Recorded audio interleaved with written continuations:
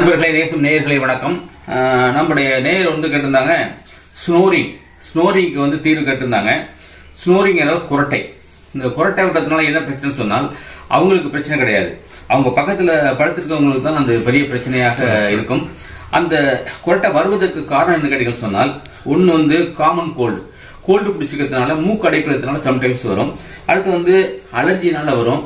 அடுத்து மிக முக்கியமாக ஒபிசிட்டி, குண்டா இருக்கவங்களுக்கு இயற்கையாகவே அந்த குரட்டை வரும். இது இல்லாமல் நம்முடைய தொண்டை பகுதி இருக்கு இல்லையா, அந்த நாக்குடைய மேல் அன்னம், தொண்டை பகுதி, அங்கே உள்ள மசில்ஸ் எல்லாம் கொஞ்சம் ரிலாக்ஸ் ஆகி பல்ஜ் ஆயிரும் அந்த தூங்கையில. அப்போ அதை அடைச்சிக்கிறோம். அப்ப காத்து வெளில வர போறதுக்கு சிரமப்பட்டு தான் அந்த சவுண்ட் வரும். இதை போக்குவதற்கு மிக முக்கியமான புள்ளிகள் பாத்தீங்கன்னு சொன்னால், இந்த இடத்துல அழுத்தம் கொடுத்துருங்க. D26 இந்த இடத்துல அழுத்தம் கொடுத்துருங்க. அது இல்லாமல் இந்த காதனுடைய இந்த குட்டி காது இருக்கு இல்லையா, அதுக்கு பின்னாடி அந்த இடத்துல அழுத்தம் கொடுத்துருங்க.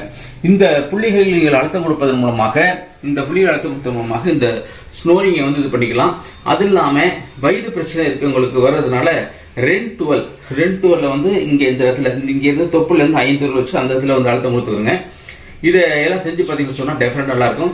இன் அடிஷன் டு தட், இங்க மூச்சு திறல் வர்றதுனால 217 அழுத்துக்கலாம். இந்த புள்ளியும் அழுத்தத்தினால இந்த ஸ்னோரிங் கட்டுக்குள் வரும். இதை தொடர்ச்சியா காலை மாலை ஒவ்வொரு புள்ளியிலையும் 27 முறை நீங்கள் ஜென்ட்லா அழுத்தம் கொடுத்துருங்க. இதை செஞ்சு பார்த்துட்டு நீங்க நம்முடைய கமெண்ட் பாக்ஸ்ல கமெண்ட் பண்ணுங்க. உங்களுடைய நண்பர்களுக்கும் தோழர்களுக்கும் அனுப்பி வைங்க. நன்றி, வணக்கம். சந்திப்போம் அடுத்த வீடியோவில்.